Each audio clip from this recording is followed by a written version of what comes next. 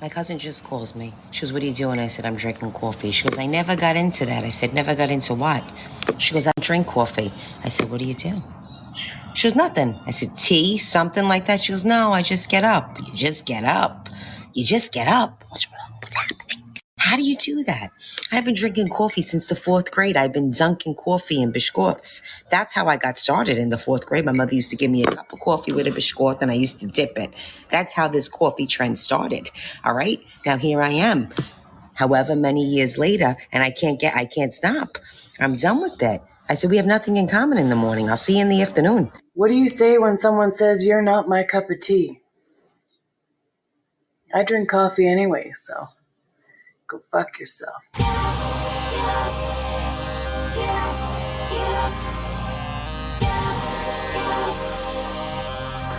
me, I'm choking on the coffee. Hey, does anybody want coffee? Who wants coffee? I just made a fresh pot of coffee. Does anybody want coffee? Who wants coffee? Does anybody want coffee? Who wants coffee? Having conversations about society, one cup at a time. Coffee with RW. Un cafecito. Pour yourself a cup and join us. Es un cafecito.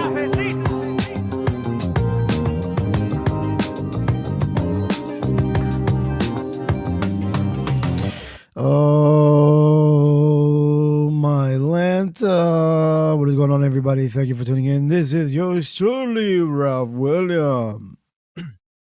All right, that's enough. You can follow me on Twitter at Ralph William. You can follow my internet station on X at WESN Radio. You can download our mobile app, and you can give us a review, write something nice or neutral, and let everybody know to come check us out. We got music. We got, small businesses to support. We got yours truly to do shows. So we greatly appreciate it. Thank you, everybody, for tuning in. Now I'm going to have my sip of coffee. And as I usually do it, I usually have a ceremony type way of doing it. I have a little phrase. I do a little chant. You know what I'm saying? And then we all join in unison and sip together. If you have your coffee mugs, your travel mugs, your sippy cups, your doggy bowls, if you have a beer hat and you want to drink it like that, did I do that? Then go ahead and do so. And join me in this sip of cafecito. Oh, that's hot. But I can't turn away.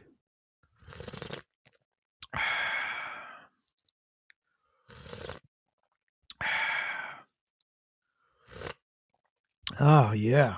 That is the stuff. You know what really makes the difference? It's the little things. I put a little dash of cinnamon in my coffee.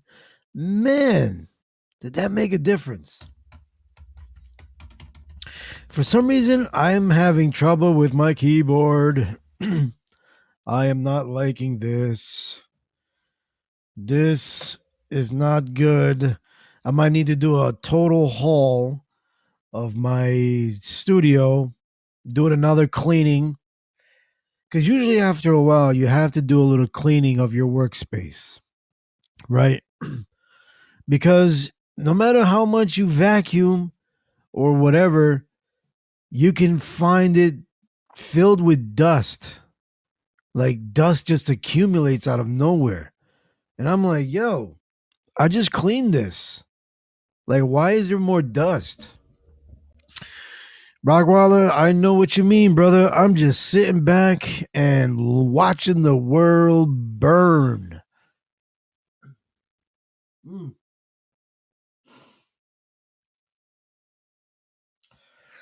I can use can air to blow my keyboard and clean a lot of that stuff. Yeah. But I mean, like, I see dust on the floor. Like, if you rub your hand on it, you feel the dust. And I'm like, bro, I just cleaned this the other day. Like, what is going on? So, and of course, Rockwaller knows about wire management. So it usually it usually calls for another bout of wire management and making sure everything is in the right hole and everything is put in the right spot, wrapped around the right pole. No wires are trippable. The less you see, the better. So those are the things that need to be done today. and see if I can fix this keyboard problem. I can't. For some reason, my mouse works, but my keyboard is not registering on my computer, which is weird. That makes no sense. I don't know what I did wrong. I see there's a light on. I changed the battery, the Bluetooth, and nothing. I don't know what is happening.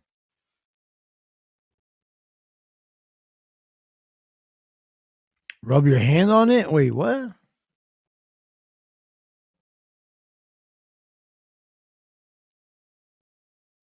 Sometimes the wrong hole is the better hole. Yeah. Yeah. And it saves you money too when you do it in the wrong. Anyway. Save you a whole lot of money. About $1 million worth. How much? Man, I don't even want to get into that. But damn, these kids. Huh. Well.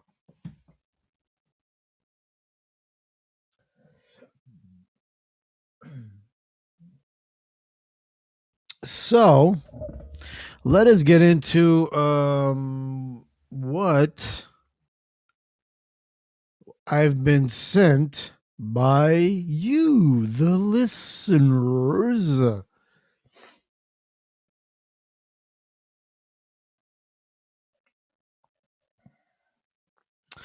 And see what's hot in the streets.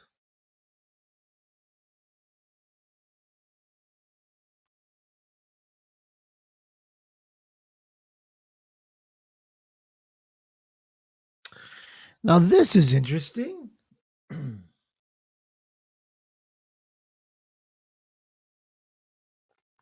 That is weird. Why does it do that? Like, whenever I go into my messages, whatever used to be there is not there anymore.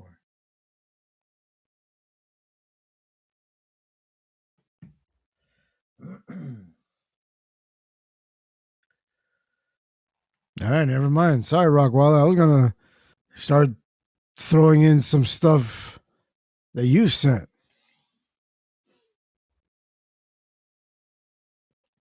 And when I go back to your chat, there's nothing there. It just disappears. That is weird.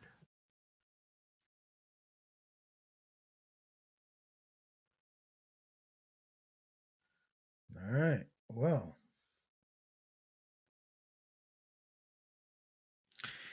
Let us move on here. All masterfully planned and executed. During the Civil War, the Constitutional Republic abandoned Congress, which forced President Lincoln to issue martial law. At this time, the Republic was taken over by foreign insurgents who replaced it with the United States of America, Inc., in all caps, in 1871. A corporation that had the same name, the United States. What better way to replace it without anyone noticing that they just got turned into a business and commercialized? Now, this corporation was later purchased by the banking powers behind the Fed in 1912. The Fed was created in 1913. Why did this happen? Well, the U.S. was bankrupt when we sold the United States to foreign banking cartels, if you will. Salvage liens were placed on every asset. Check this out, including the people of the new federalized states. Now let's fast forward to 1933. An income tax was placed on the people to pay these foreign bankers who own the IMF, which owns the IRS. Look into what the IRS actually is. Who is the IMF owned by? You got to follow the money. Who funds it? It's the same people that own the United States Inc. Same few families, and they're not American. So when I say foreign insurgents, that's what I mean. So 1933, USA Inc. goes bankrupt. An income tax is placed on its people In other words, all masterfully planned and executed. In other words, we got duked. Damn, y'all hear about this? The top 20 fast food restaurants got weed killer in the food. Man, weed killer is crazy. Most popular places like Panera Bread, Arby's got some fucking nerve. And then y'all see the rest? Lenny's, Big Filet, like damn. 100% of the top 20 fast food brands tested positive for glyphosate. Glyphosate is a synthetic compound that is particularly effective against perennial weeds. It's a non-selective herbicide, meaning it will kill most plants, preventing the plants from making certain proteins that are needed for plant growth. If it does this to plants, then what's it doing in your stomach? Fast food is consumed by 85 million Americans each day, and that contributes to America being the worst in the world in life expectancy, infant mortality, and diabetes. Glyphosate exposure can impact your mental health. It's a neurotoxic that can affect your brain, poisonous to your nervous system, your gut health, and your immune system. But your gut is your second brain. That's why your serotonin, which is the happy hormone, is produced in your stomach, so it makes sense. Serotonin and melatonin is both in your gut, and they're important hormones that affect your mood, sleep, developing depression, violent and obsessive behavior, as well as suicidal and homicidal thoughts and actions. Glyphosate can also cause liver and organ damage. Levels was found in 2 samples of Panera Bread, their Arby's sandwiches, and the lowest level was found at Chipotle. Next lowest is Panda Express and McDonald's. What's your thoughts on this? Comment that below right now. Capture for article source. I'm doing a... Jeez. So we got some glyphosate in your fast food, man. That makes you all angry and stuff. Makes you feel all weird. What's up there, Mr. A? What's up? This is Mr. A. When I'm driving my truck in the morning and being rushed to get to work for these damn fools, I'm listening to WESN with my middle finger up. Woolly woo! What's up, creepers? Thank you for tuning in.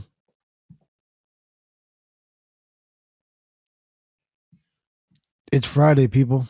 Bomb in another building, not second plane. That was a bomb. Who said? Oh, this is a little clip that might have well gotten lost in the past when the 2 towers came down. Second plane. It was a bomb. Bomb in another building, not second plane. That was a bomb. Who said the second plane? That's what we're told. The second plane. No, we saw it on television. Everything. All right. Thanks a lot. What happened was I was down in the basement. All of a sudden we heard a loud bang. And the elevator doors blew open. Some guy was burnt up. So I dragged him out. His skin was all hanging off. So I dragged him out and I pulled him out of the parking lot. This was what was left on it. Pulled him out. When I pulled him out, I looked up and the second bomb blew off. Just saw a big burst. All of a sudden, you heard a loud explosion. So we all ran to look.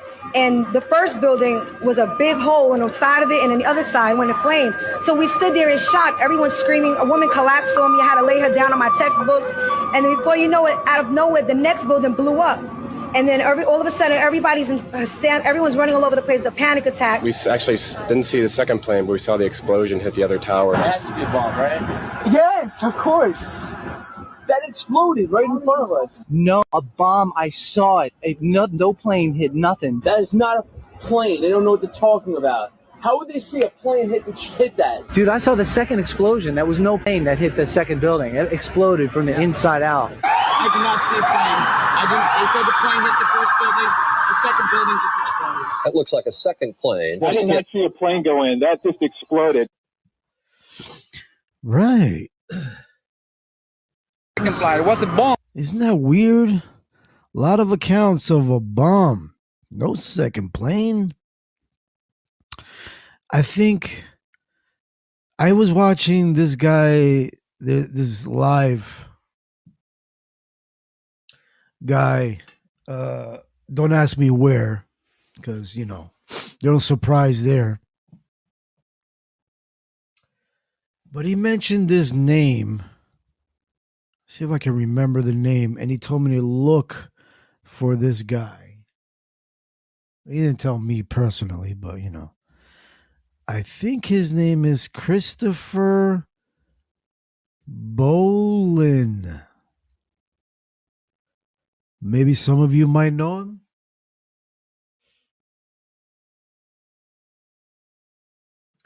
Maybe some of you might not, right? But he pretty much talked about the whole 9/11 It is thing. when you see this, ladies and gentlemen. I've got two gentlemen here, Chris Pratt and Chris Pratt. There's two Chris's. Spelled like Anne Boleyn, right? Right. Who will be talking about solving 9/11 and a bunch of other things, okay? Chris has written a number of books. We've got his website up behind us here. And I have to tell you, that website has a... Oh, wait. Okay. That website has so much stuff on it. The only thing I guess I can ask you is tell people how to access your website and play with it a little bit, because there's so much in there. I mean, I copied 4 pages that I was going to bring in here, and you got the camera. Sure. The easiest thing is to go to the website. Is my last name, Bollyn.com. That's BOLLYN.com. And the articles that are on the front page are chronologically organized from the most recent, down. But on the left margin, there's a tab called List of Articles. So if somebody's interested in a specific article, they can click on that tab, and when that page opens up, they have the entire list of all the articles on the website. And they're all links. Yeah, they're all links, and they open up that specific article in its own page. So that's easier to work with. Okay. Well, as I said, I'm Tom Fennell. This is Chris.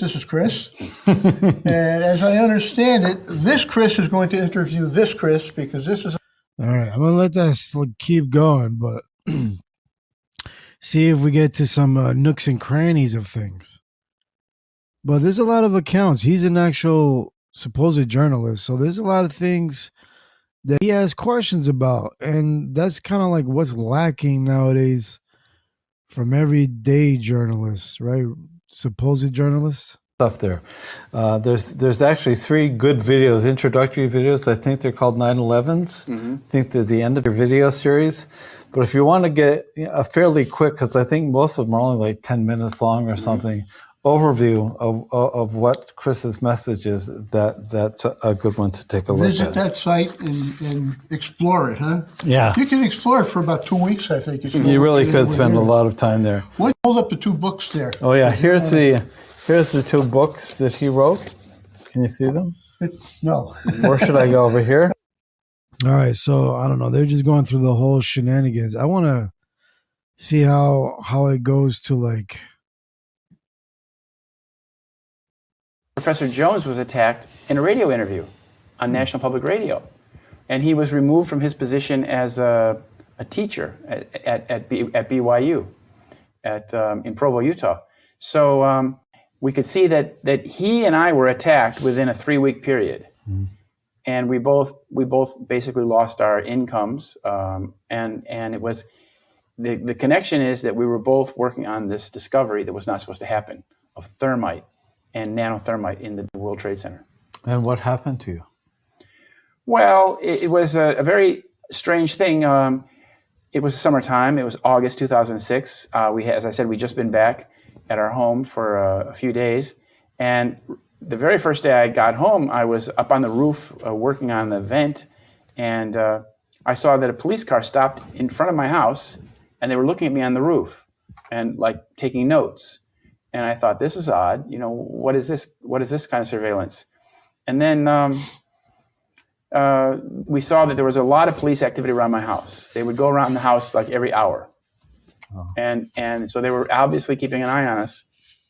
And then a few days later, I was on a bicycle riding to the store, and a car passed me, just going slowly, and I looked down into the car. We were going different directions, and I could see that there were 3 heavily armed men in there wearing body armor. But this was not any sort of external body armor? Yeah, they were wearing external blue, body shields. So they weren't vests. trying to hide anything. No, they weren't hiding anything, and they were about a block from my house, and they were going in the direction of my house. And I thought, well, this is getting serious. And I told my wife about that.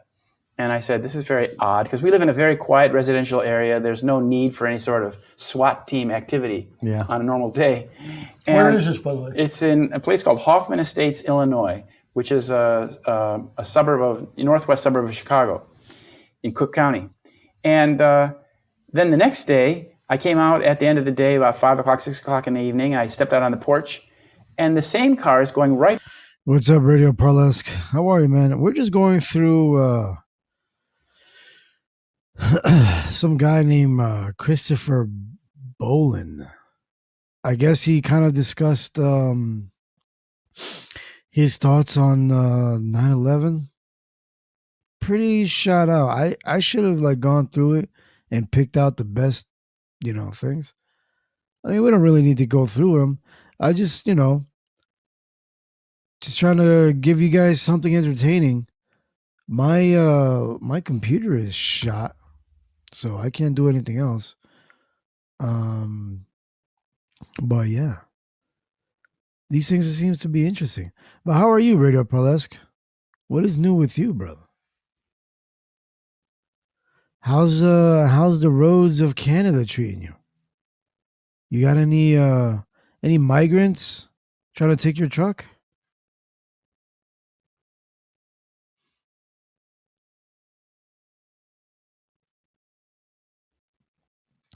Yeah, Rockwaller, you might have a point there. Driveway, and she had stopped them halfway up the driveway. But this is all on my property. And she stopped to say, well, the 9/11 led us to the invasion of Afghanistan and the war on terror. But of course, right? That's the linear. But the fact is that the war on terror is an old construct, an older construct. And it was set out as an ideology, as a plan, as a strategy already in 1979 by Benjamin Netanyahu at the Netanyahu Institute on Terrorism, sometimes referred to as the Yonatan Institute. What? And in 1979, they had a conference called the Jerusalem Conference on International Terrorism, where George Herbert Walker... 1979. 79, July. And George Herbert Walker Bush spoke there, the former CIA director and then candidate for vice president or president of the United States. And the thing is that they laid out this propaganda push calling for the United States to basically, and the Western democracies, to bring their militaries to the Middle East to fight the terrorist entities that were plaguing Israel. And they were doing this, the doctrine goes like this. Netanyahu says that Israel is attacked by Islamic terrorists, not because of any sort of Palestinian dispute or occupation, but because Israel is a Western nation. Therefore, by that logic, the West is actually the target. Israel's only being hit because they're the ones that are further extended into the region. But he says the real target is the West. Therefore, the West has an obligation to come and bring its militaries in the Middle East to make war against these entities that are attacking Israel. So in this way, he kind of conflates Israel with Wow, this all sounds familiar, doesn't it? Our problems, you see? And this was in 1979, and it was pushed it was a very fraudulent data. The logic is flawed and the data is flawed. Never mind, the doctrine was put out there. So they constructed this, and then for years later, he wrote books called Fighting Terrorism, How the West Can Win, and things like that, where he continued to reiterate this notion, this idea, this strategy. This theme that the West needed to be involved with Israeli problems. Yes, and that this should be a global war on terror, and that the United States should lead it. And so they constructed, this whole construct, ideological construct, and it sat there like a bonfire ready to be lit. And so 9/11 was the spark that actually made that real. And on September 11th, for example, the highest Israeli soldier and the former Prime Minister, Ehud Barak, was on the BBC World Television before the towers even fell. Both towers have been struck by the planes, but the buildings hadn't fallen yet. So you can see that's very early on. And he was on TV, and which is BBC World is the largest English-speaking TV network in the world. And he said, the world will never be the same from today on. He says, we know who did this. We know it's Osama bin Laden. And we know where Osama bin Laden is. And he said, now is the time for the United States to begin a concrete, operational war on terror. Operational being the key word. Now, what's going on, Muck? We're just going through this clip of a gentleman named Christopher Bolin, who has his take on what happened in 9/11. And some of these things that he's saying kind of sounds similar to what's happening today. with Israel and Palestine. Too, kind of Exactly. Exactly. And that was, who was the, what is the name of that? The American, remember there was a neocon think tank and they came up with PNAC. PNAC. Project for the New American Century. Right. And didn't they talk about what we need is a new Pearl Harbor kind of a... Yes. That was their exact words. Yes. They called for a cataclysmic and catastrophic event like 9/11 that would make this change happen that they were talking about. And that's exactly what happened. And furthermore, we know that from General Wesley Clark, when he was walking through the Pentagon after 9/11, he heard that the operation that was going to go into effect was going to basically conduct regime change in 7 nations. This was right after 9/11, wasn't it? Yes. Like the next week or something. Just a few days after. Just a few days after, because the war started in Afghanistan a week later, basically. A couple weeks later. But he said that he mentions the 7 nations, and of those 7 nations that he mentions, 5 of them have already been done. Mm-hmm. The only 2 that haven't been done on his original list are Lebanon and Iran. So most of the world thinks that we're going into these countries to eliminate a terrorist threat to our own country. What would you say to that? Well, in the case of Afghanistan, that was the narrative. That the people who carried out 9/11 were supposedly entrenched in the Afghan Arab community, that had been cultivated during the war against the Soviet Union, and that had remained behind, the Osama bin Laden and this crew.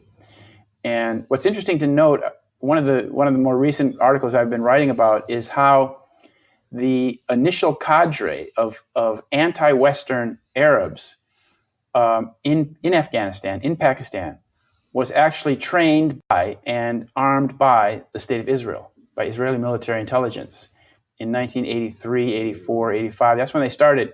And what happened? This was the group called Hezb Islami, headed by Gulbuddin Hekmatyar. And the United States was providing, the CIA was providing money, Saudi Arabia was providing money, Israel was providing the weapons that they had captured on the field in Lebanon. But besides the weaponry, they were providing the training. So I haven't really gone through this whole thing. I'm sort of learning with you guys as well, if you're listening. But my understanding is that these wars seem manufactured. Like I heard this gentleman say that Nyanyu, whatever his name is, however you say his name is, Nyanyu, that he is only in power because of, or there is, how do you say, wars are manufactured so that he can be relevant, I guess is another way of saying it.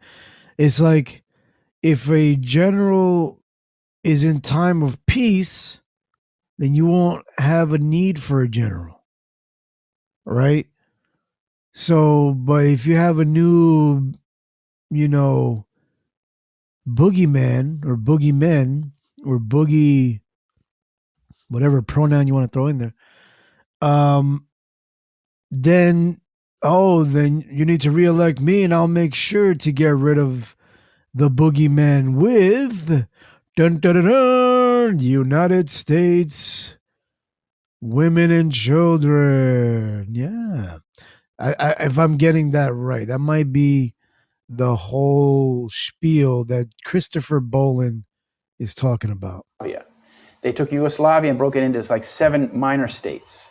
That ended up fighting amongst themselves? Yes. You create division, and what they did in Iraq, for example, is they got the Sunni and the Shiite fighting each other, and the Kurd fighting both, and so that you broke the country into 3 pieces, which is exactly what the Israelis wanted. They're doing the same thing in Syria. They did the same thing in Libya. Yemen is another example. So it's basically divide and conquer. Now, didn't you work in Iraq for a while? I worked in Saudi Arabia. Saudi Arabia. So were you privy to any of this while you were working Well, there? this was really before all of this stuff was happening. Okay. And the Saudis themselves aren't very political. Oh. And the Americans working over there weren't very political either. So they're all just fat and happy there. We weren't even talking about this over beers, you know. Yeah. And there was beer in Saudi Arabia. I'm sure there was. So the net result of all this would be to instigate a policy that would almost disarm the major foes that Israeli was facing. Absolutely. Absolutely. The Yinon plan specifically calls for that. They talk about the long-term plan being breaking up these nations into small pieces, which is the long-term plan. But the short-term plan, they say, is to dissolve the military structures of these nations that threaten them. And for example, what happened in Iraq is as soon as the United States got into Iraq and took over the country, they disbanded the military, which seems very odd. Why would you do that? I mean, you're going to need, you're going to need some structure in the nation. You're going to need some sort of army.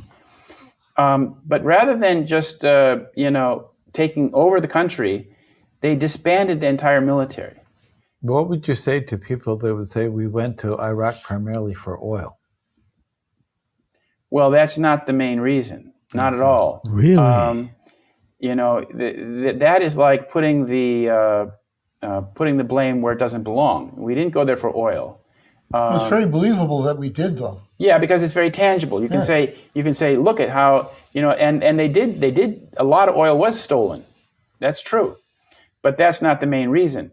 If you compare the value of the oil that was stolen or the value of Iraqi oil production compared to the amount of money the American people have paid to wage these wars and to maintain this war on terror, the war on terror is costing us still every day hundreds of millions of dollars.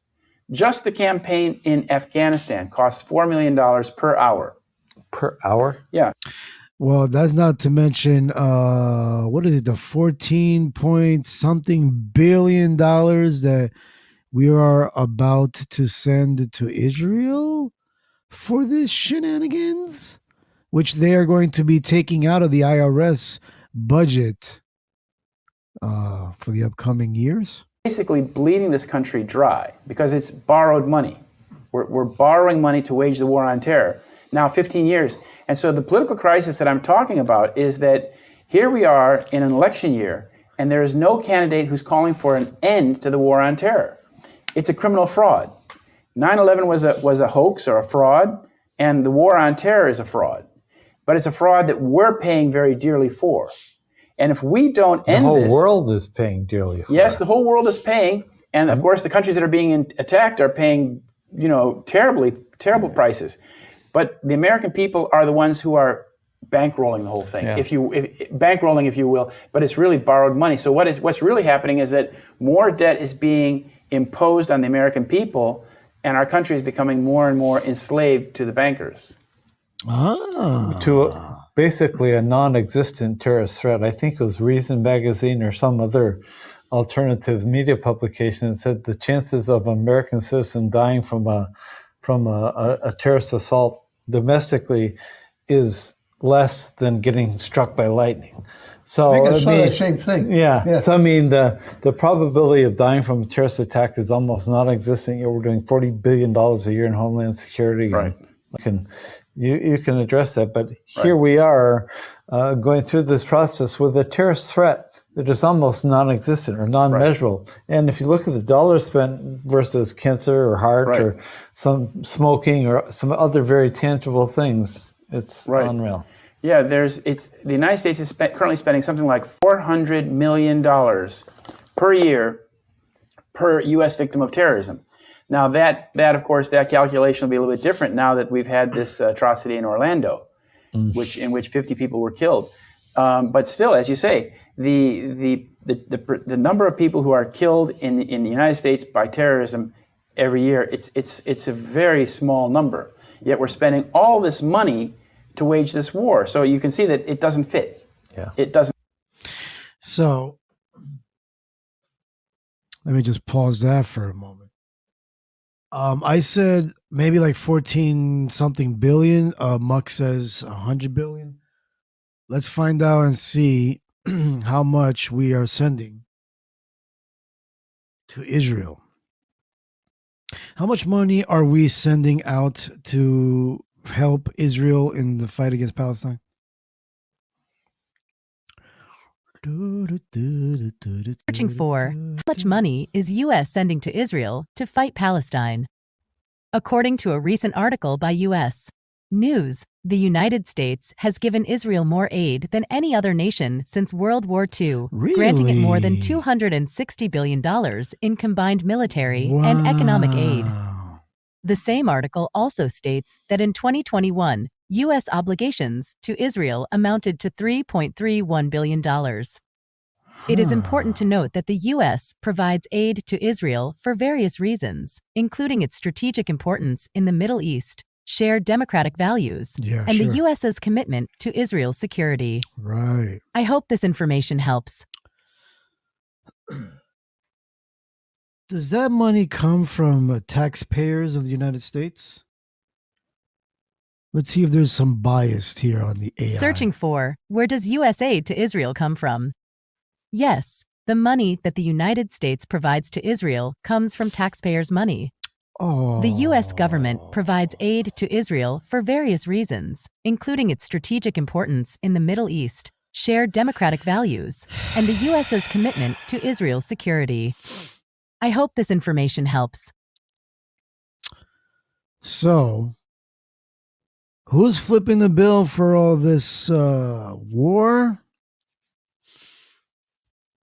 You, the tax-paying American that tries to do things the right way. Does giving out a lot of aid to other countries help inflation in the United States?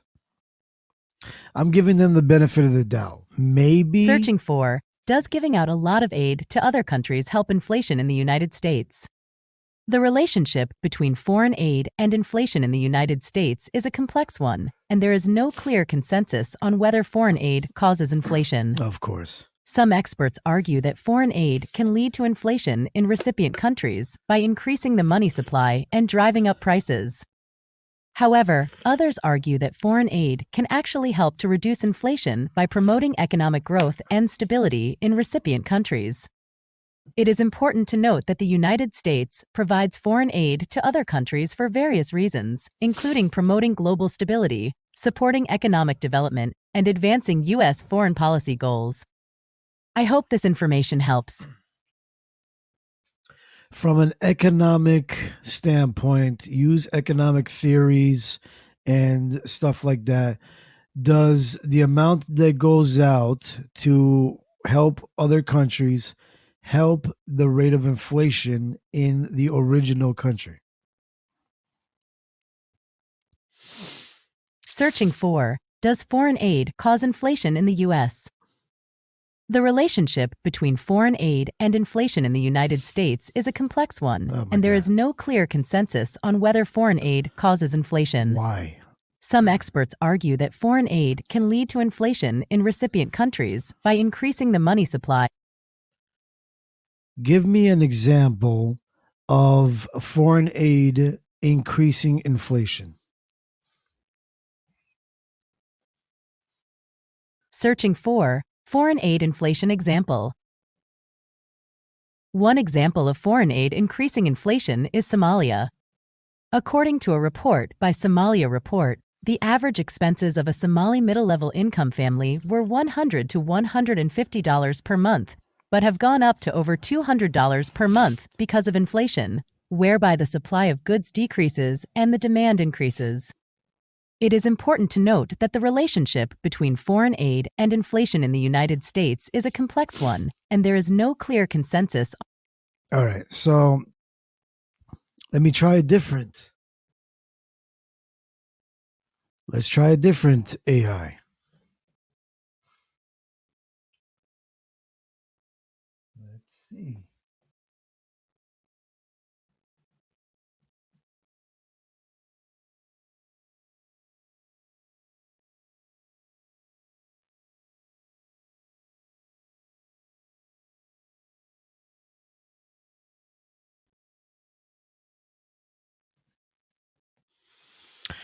Can you explain to me economics revolving inflation and foreign aid between countries?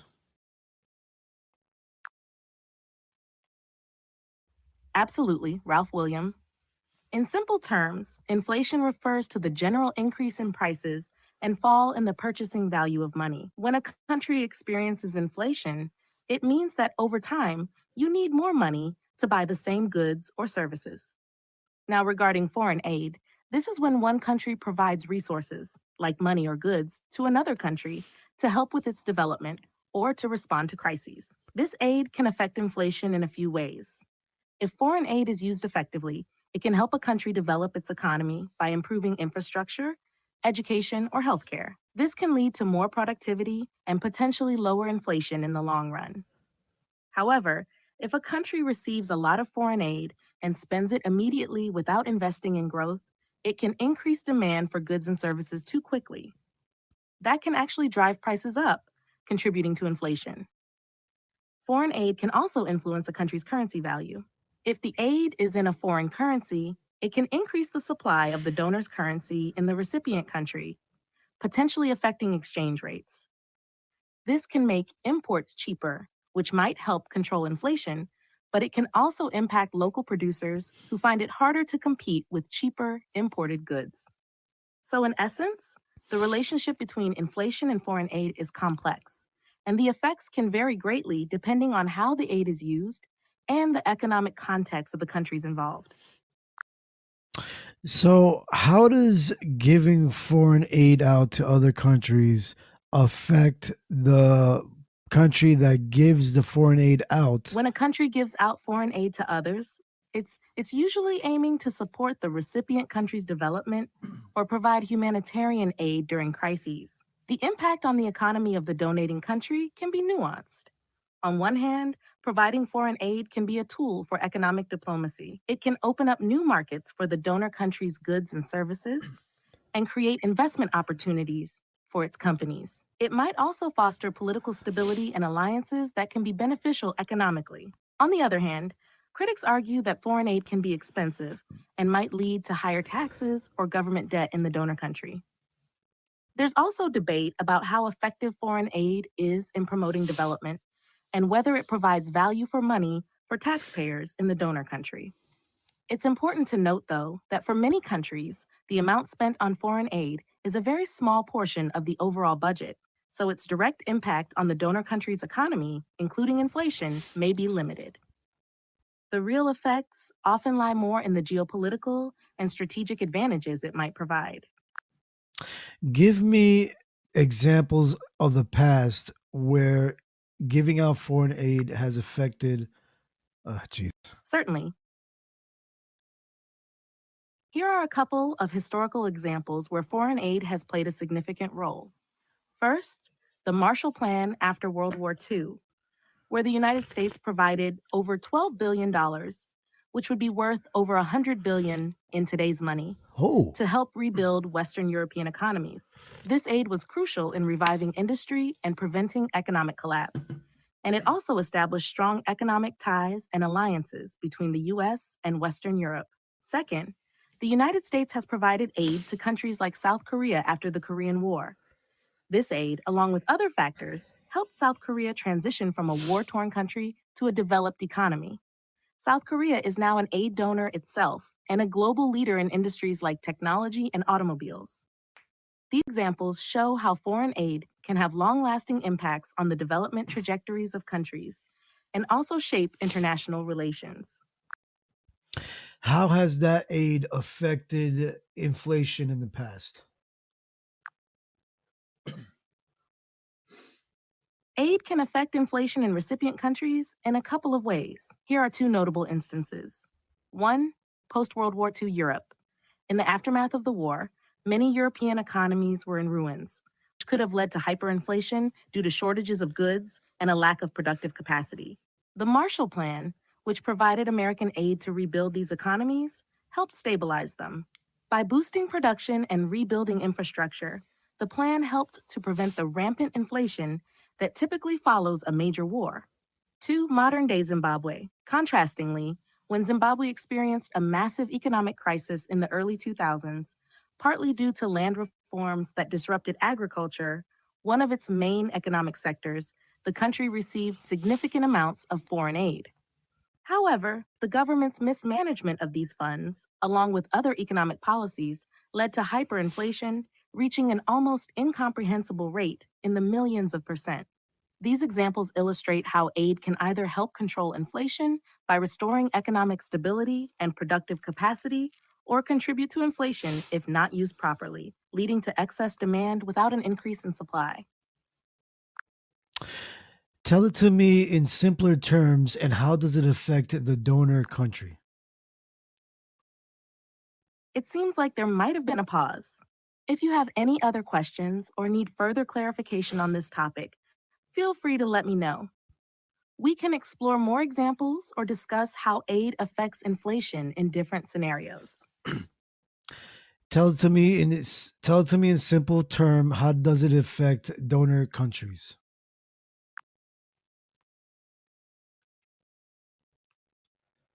In simple terms, when a country gives foreign aid, it doesn't usually have a big impact on its own inflation. Here's why.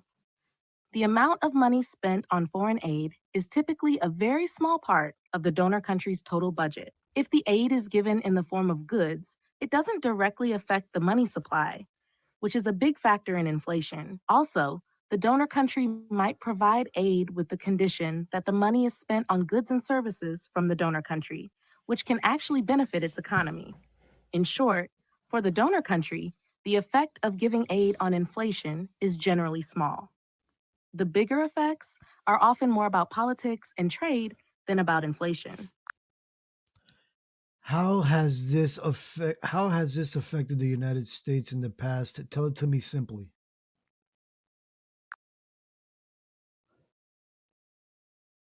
In simple terms, the United States has generally not seen a direct impact on its inflation giving foreign aid. The U.S. economy is very large, and the amount of money it spends on foreign aid is relatively small in comparison. So even though it gives out billions of dollars in aid, it's just a tiny slice of the overall national budget. That means it doesn't really push up prices at home or cause inflation to rise. Plus, by giving aid, the U.S. often promotes stability and opens up trade opportunities, which can be good for the economy. So tell me. I don't know why this one doesn't want If you're to. wondering about more effects or have any specific questions on the topic, feel free to ask. We can discuss how U.S. foreign aid has influenced its relationships with other countries, or delve into different aspects of its economic impact. Whatever you need, I'm here to explain. Tell. Hello, can you hear me? Tell it to me simply. Sorry, I'm having. All right, shut up.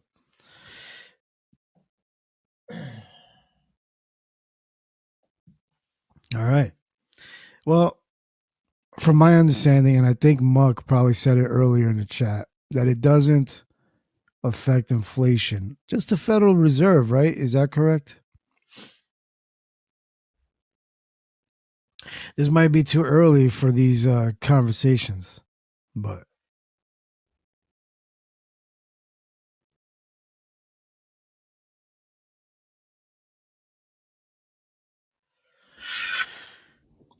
Ralph. Let me say this, Ralph. It's never too early for learning, but it's always too early for ignorance. None of us should ever be ignorant to what's happening directly to us or the people we love. We should never be or never want to be ignorant enough not to understand the sign of the times. okay. I think you might need to lower the volume because I hear it echo. Oh, no, it went away. All right, Okay. Yeah, so because this is how I like to use technology, is to make things simple for me, because all this foreign aid and just global affairs gets very confusing really quick. So I try to have it explain certain things simply to me, because if You the know money, what? Well, yeah, there are no simple political explanations. Let me tell you why. Right. It's designed to be confusing. As a matter of fact, they even have a school of thought that's taught in colleges and universities that they call political science. You have to be a political science major to understand what's really going on. That's how confusing it is. Yeah, no, you're right. These things get very like cumbersome, and there's so many factors to take into account. But what I'm trying to get is to like the common denominator where it affects everyday people. Like, how does this affect everyday people? Well, they raise taxes, right? Because of these things. Well, check this out. The reason why it affects everyday people is because everyday people participate in the very system that put the politicians in office. So, of course, when they do something, it's going to affect us directly because they represent us. So, if they steal money from one of us, guess what they're doing? They're in effect stealing money from all of us. So, we could never look at ourselves individually when we have a collective system called the political system in place. So, man, because I feel like at my age, like my whole worldview is shattered. Not only because I was like, I've been sheltered for a good portion of it, right? Like I try to be out there in the world, but you teach your kids, how you should be, do the right thing, play by the rules. But if you play by the rules, then usually it's all stacked against you. And Let me say this, Ralph, because I'm glad you just brought that point up. Oh my God, you just made a very brilliant point. Listen, you said you teach your kids how to play the rules and, go by the societal guidelines, right? Right. But what you don't tell your kids is there is a political machine out there that if you play by the rules, you are subjecting yourself to the heartache and heartbreak of the machine. Think about this. They tell you if you work real hard and get a job and you can get ahead and you could be this, that, and the third, right?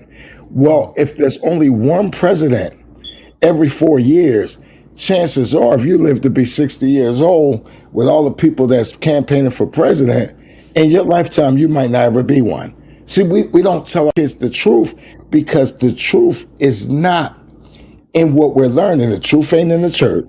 It's not in the synagogue. It's not in the mosque. The truth is nowhere to be found other than through education.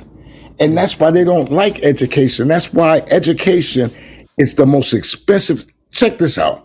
Do you know education keep more people in debt than homes does, than cars does? I believe it. Because they don't want you getting an education. It's a fantasy. At least their education that they want to give you, it's a fantasy. Like, oh yeah, come to this school for 4 years and pay $100,000 in the process. $100,000 in debt and get a degree that you don't really need. But you know what? They do that everywhere. If you go to church, right? They say in church you're supposed to pay tithes and offerings. Well, you go to church and they ask you for money every week. They don't care if your lights are paid, your phone. They want you to pay for all this misinformation that's really not helping you. You're not guaranteed to get a job out of college. You're not guaranteed to get your prayer answered giving money to the church. Like nothing is guaranteed. So can you really blame kids or maybe organized crime, however you want to call them, that they catch on camera ransacking these stores and taking all the products from the shelves and just walking out with them or running out with them? Like, can you really? I can't. Let me tell you why I can't. Does all this shake up what we see as morality nowadays? Because like, if they're not playing by the rules, then why should we? All right. Let me say this. All right, if you look at the Kennedy family, right? Okay. The Kennedy family, John F. Kennedy's father, Teddy Kennedy's father, He was one of the number one bootleggers in America. Did you know that? He was doing moonshine all throughout the nation. Then you look at the politicians like Biden and his son going over to Ukraine, making backdoor deals with Ukraine and Russia, China, dealing with Donald Trump, and everybody's a criminal. If it wasn't for criminality in America, America would not have any money. Do you know? Check this out.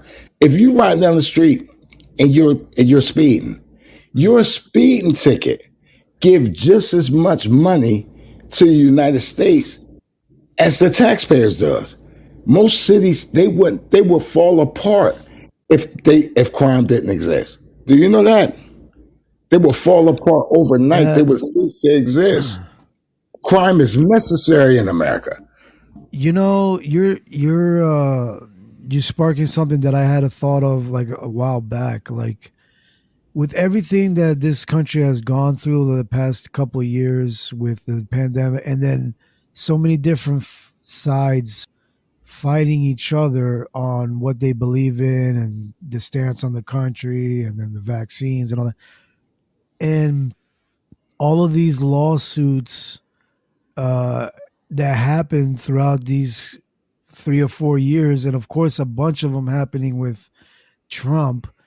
How much money is being circulated through the system through court fees, lawyer fees, you know, journalists covering the story, you know, people asking for money to help fight their quote unquote fighting for your freedoms. You know, all this money gets circulated into the system. Trillions of dollars.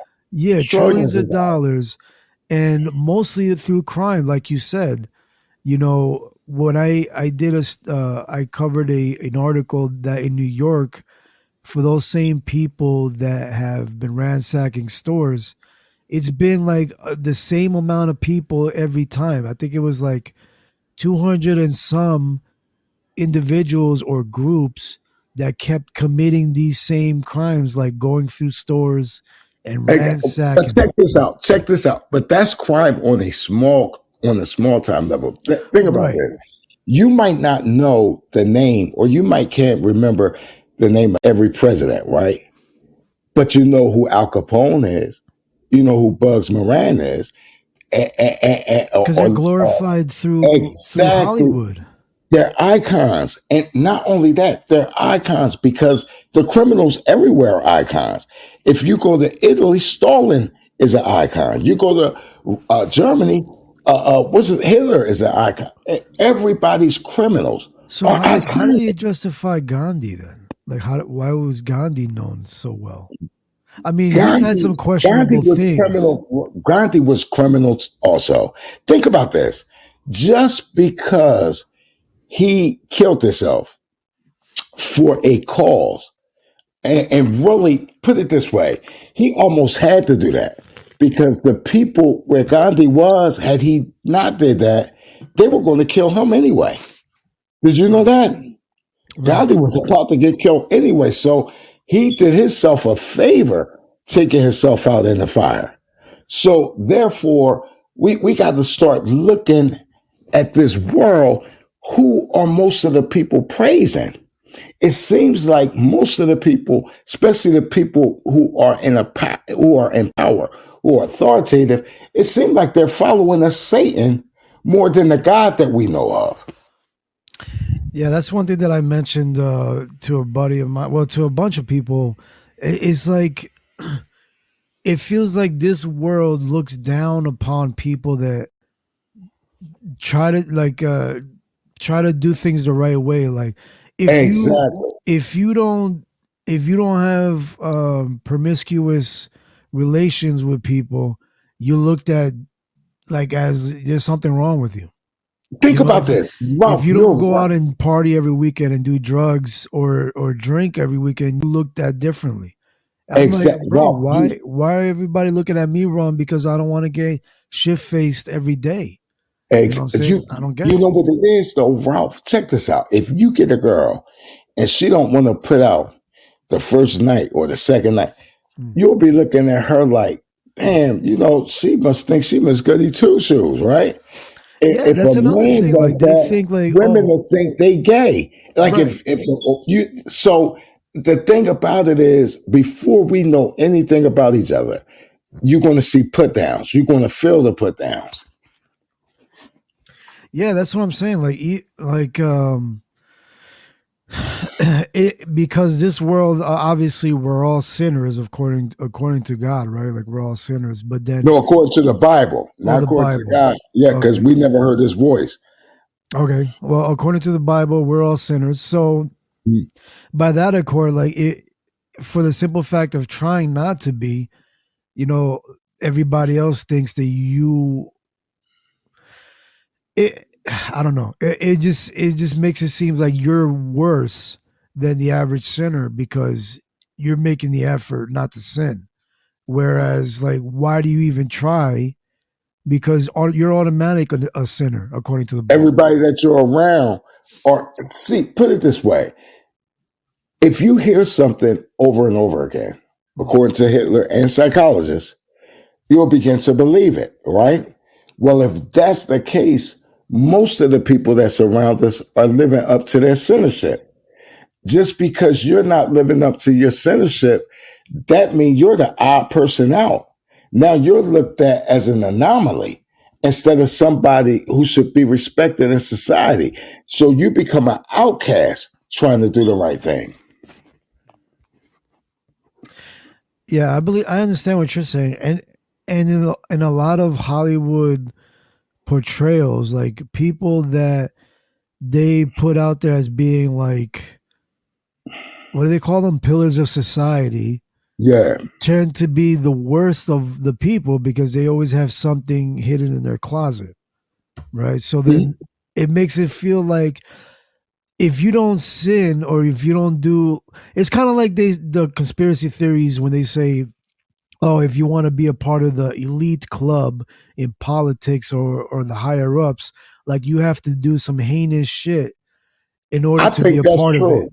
I think that's true. I think so too, because that's just, why not? Like if you have something on somebody else that they did and you because have proof check of it, this, Ralph. that's like I'm not gonna put you in a position unless I got something on you. You're not going to put me in a position unless you have something on. So that way, if I cross you, you could pull my coattail, right, and be like, "Yo, I got these pictures, bro. You better straighten your act up." See, and that's what it. We don't think like that. The people in power, that is how they think. Yeah, because in their mind, everyone is a sinner, guilty, and evil, right? And we all have a price, yes. Yeah, and we all have a price, and it's all about who has enough power to overcome someone else, right? Exactly. So that's what. So how do we fight it, but like, what do you do to a young kid or a young adult going through this world, and like, do you tell them the truth? Like, look, don't fight in the street or don't fight in the classroom or don't talk back to your teacher, but it doesn't really matter because what they're teaching you is garbage, or you know what I'm saying? Like, how do you be a funny person in society without getting played? Put it this way: we're all, at some point we will all be played.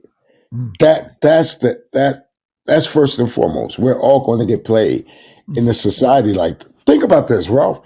You're not doing what your aspirations was as a younger adult or a younger child to do. Right. You're not fulfilling those. And the reason that you're not fulfilling those is not because you didn't do enough or did more than enough to be there. It's just that in society, you're not going to get everything you want based on nepotism. See, let me say this. The nepotists get whatever they want. It's people that's born, that their dad was the head of Dodge or Christ. They automatically get in because they got legacy there. Their father was there. Their grandfather was. We didn't have people in certain places or industries that to give us the direct connection to that. You have to be connected in America. You don't just get stuff because you want it. Yeah. So I have an example, and I don't want to say too much because it's somebody in the family, but it's they from what I understand, they spend most of their time, getting high, hanging with their friends, probably doing some illegal, I don't know, maybe illegal things, but like not like crazy as far as I know, right? And they get offered a job working at a place where it may not be as much as what they used to getting, but it's honest work and it's guaranteed money every week or every 2 weeks. And they continuously turn it down because they want to try and get something better than what they're usually getting without having to work so hard like a regular person. How do you combat that? Like, because then you have a different. Have you seen the movie? What was it called? Something in the Bronx. I forgot the name of the movie. A Bronx Tale. A Bronx Tale, I believe. Yeah, you understand the father and the son, and he's having a problem. Yeah, that scenario. The son wanted to sell drugs and stuff and be with the mafia, while the dad wanted him to take an honest job like a bus driver. Right. Yeah. Right. So how do you manage that? Like, and this is supposed to be in old school times.